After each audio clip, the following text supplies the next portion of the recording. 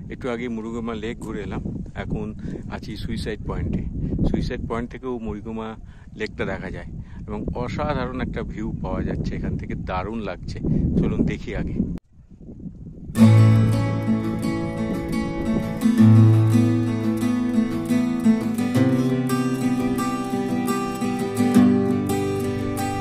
কি অসাধারণ লাগছে দেখুন। ওই সামনেই হচ্ছে যে জলাশয়টা দেখতে পাচ্ছেন, ওটা হচ্ছে মুরুগুমা লেক। আর আমরা এখন আছি সুইসাইড পয়েন্টে।